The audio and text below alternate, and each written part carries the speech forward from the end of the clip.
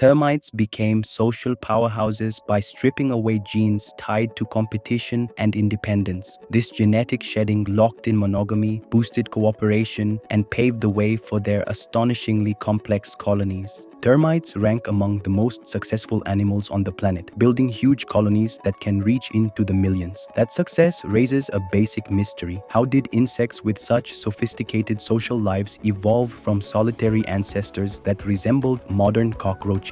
A new study at the University of Sydney points to an unexpected explanation. Termites did not become more socially advanced by adding new genes. Instead, they became more socially complex by losing genes, including genes tied to sperm competition. The results add fresh evidence to the long-running debate over whether monogamy is a key ingredient in the rise of complex insect societies. The international research published in Science traces termites back to ordinary cockroaches, including ancestors of modern domestic cockroaches that began eating dead wood. Once this feeding behavior took hold, it set off a chain of genetic and social shifts that ultimately led to termites and their highly organized colonies. Termites evolved from cockroach ancestors that started living inside and eating wood. This study shows how their DNA changed first as they specialized on this poor quality diet and then changed again as they became social insects. To track how these changes unfolded, the team sequenced and compared high-quality genomes from cockroaches, wood roaches, a closely related group that lives in small family units, and multiple termite species representing different levels of social complexity. One standout finding was that termite and wood roach genomes are smaller and less complex than cockroach genomes.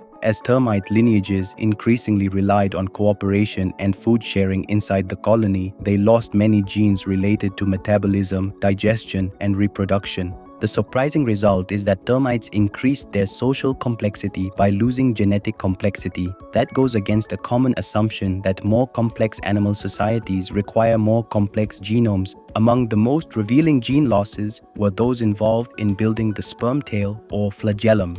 Unlike cockroaches and most other animals, termite sperm do not have tails and cannot swim. This loss doesn't cause monogamy. Instead, it's a strong indicator that monogamy had already evolved. In many animals, including cockroaches, females mate with multiple males. That pattern creates sperm competition, which favors fast-moving, tail-equipped sperm. But once termite ancestors shifted to monogamy, sperm competition faded. With no advantage to maintaining sperm tails, the genes supporting sperm movement were no longer needed. These results indicate that the ancestors of termites were strictly monogamous. Once monogamy was locked in, there was no longer any evolutionary pressure to maintain genes involved in sperm motility. This conclusion connects to a broader scientific debate about whether close genetic relatedness is necessary for complex social systems to evolve. Some researchers have argued that high relatedness is not required. These findings suggest that for termites, monogamy and high relatedness played a crucial role. The study also sheds light on how termite colonies organize themselves. Experiments showed that a young termite's path toward becoming a worker or a future king or queen depends strongly on nutrition early in development.